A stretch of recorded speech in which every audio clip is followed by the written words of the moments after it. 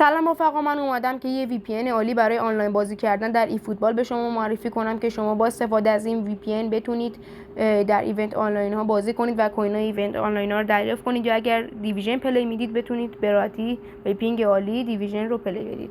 خب رفقا، قبل اینکه بخوام به سراغ VPN برم، لایک و سابسکرایب این ویدیو رو فراموش نکنید و چنل منم دنبال کنید.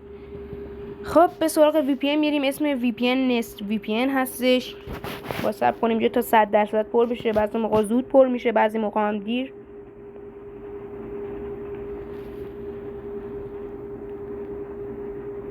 صبر میکنیم تا 100% پر بشه.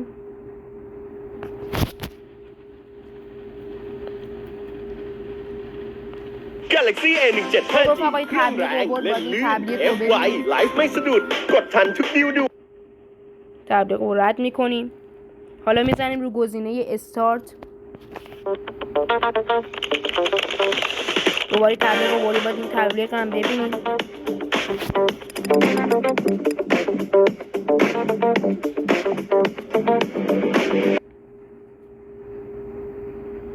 خب حالا تبلیغ رو رد کردیم و صبر میکنیم VPN وصل بشه که خیلی زود VPN وصل شد. تنها بعدی این VPN اینه که تایمی، بعد از این تایمی که اینجا زده این VPN قطع میشه، ولی در ای فوتبال واقعا پینگ خوبی میده. تنها بعدی که داره همین که تایمی. حالا میزنیم که یه تایمی بهش اضافه بشه.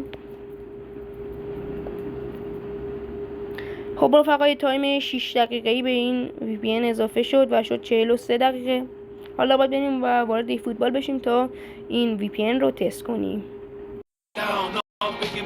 خب رفقا، وارد بازی میشیم و میایم به بخش دیویژن. حالا میخوایم تست کنیم این VPN رو. البته من خودم گیم پلی نمیدم، فقط پینگش رو تست میکنم. ببینیم چند آنتن برامون حریف پیدا میکنه.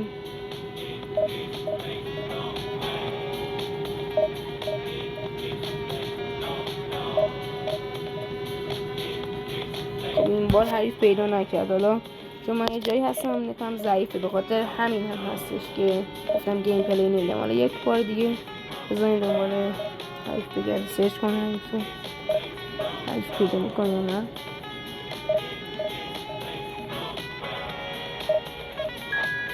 بله، حریف برام پیدا کرد. 2 آنتن. خب من درخواست رد میکنم چون جایی هم نتم ضعیفه. تا 3 آنتن هم پیدا میکنه. اولین بارم به خاطر این پیدا نکرد که من جایی هستم و نتم ضعیفه، خودم گیم پلی نمیدم فعلا. حالا یک بار دیگه هم میبینیم، تست میکنم که دنبال حریف بگرده، سرچ کن حریفون.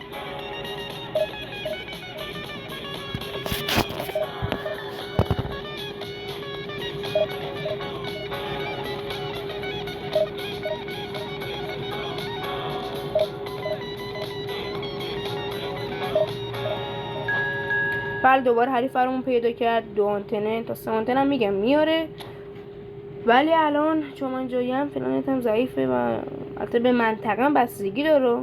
شاید مثلا برای یه نفر همش 3 آنتن بیاره، برای یه نفر همش 2 آنتن بیاره، یه نفر هم 2 آنتن هم 3 آنتن بیاره. خب رفقا، ما این VPN رو تست کردیم، دیدیم که حریف 2 آنتن پیدا میکنه و VPN عالی هم هستش. البته اینم بهتون بگم که من این VPN رو دارم با نت همراه اول تست میکنم و با نت همراه اول که دیدیم حریف پیدا کرده 2 آنتن بوده. حالا میگم تا 3 آنتن هم حریف پیدا میکنه.